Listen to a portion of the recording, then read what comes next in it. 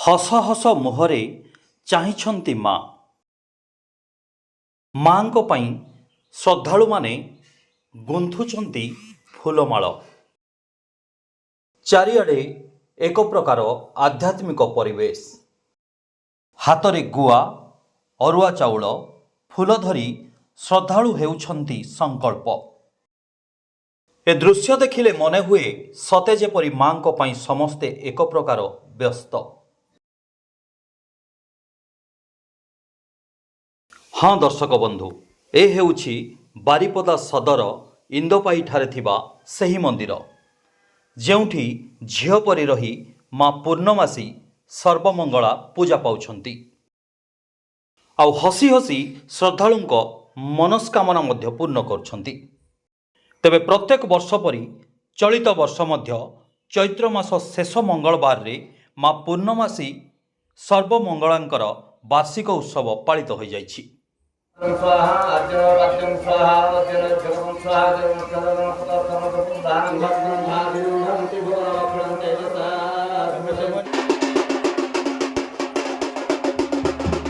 हाँ दर्शक बंधु, मु आसी आज पहुंची जाइछि सही इंदोपाई ठारे जोटी रही माँ पूर्णमासी सर्वमंगलांकर मंदिर। तेबे किभली चलीछि सेठी नियारा ढंगरे पूजार्चना चलंतु देखिबा। पूजक दीपक दास सहित कथा हेबा एवं से मंदिर रे पूजा करी भक्त मानकर कौन मनस्कामना पूर्ण होईछि ताहा मध्य पचारि बुझिबा एवं प्रसाद सेवन करी भक्त केते आनंदित अछंती ता मध्य पचारि बुझिबा। चलंतु जिबा।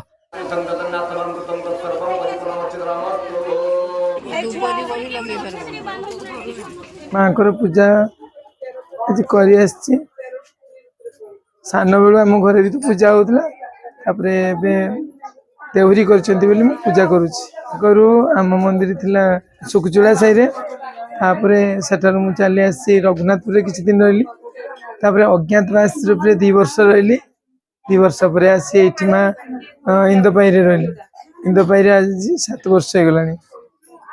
माँ को सेवा चलती आमर चैत्र मास शेष मंगलवार पूजा हुए आउ प्रथम दिन आमर बंधा आदिवास हुए हलदी हुए तापर माँ पूजा हुए।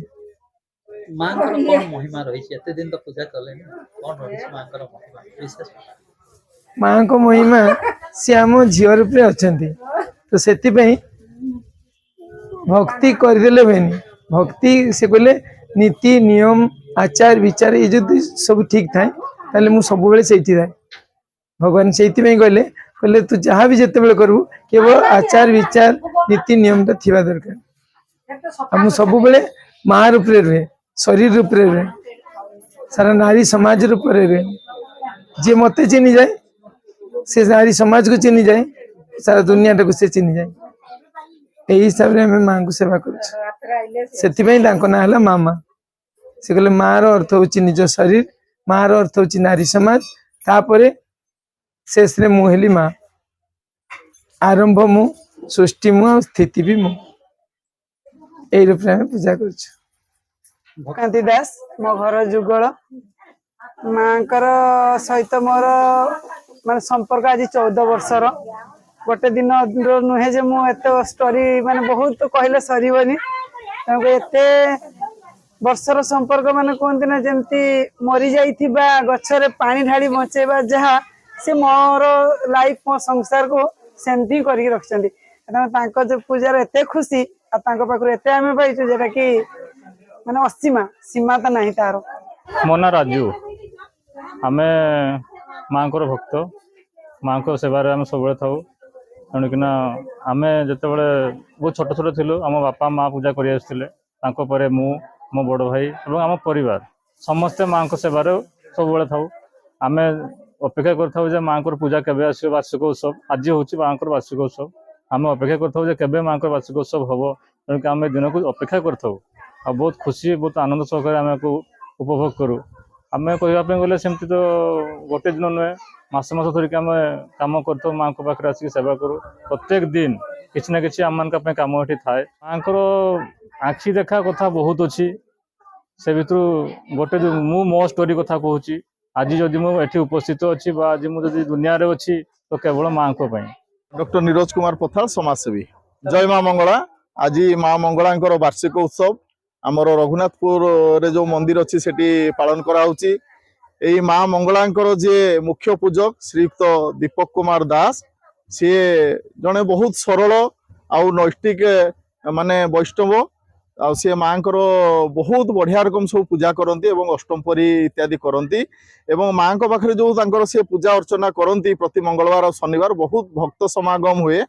एमती कि ओडिशा बाहर लोक मैंने आसती जो कि बेंगल बिहार झारखंड रु भक्त मैंने आसती एवं भक्त मान बहुत आस्था विश्वास और भरोसा रही जे पूजक आ माँ उपरे आ माँ पाखे मानसिक करी बहुत लोकंर बहुत मनस्कामना पूर्ण होती। प्रसाद खाइले सब वर्ष आम आसू माँ एठी मंदिर प्रतिष्ठा हवा पाखु आम आसुचु आमर सब भाई माने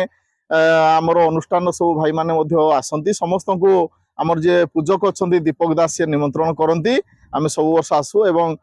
महा आडंबर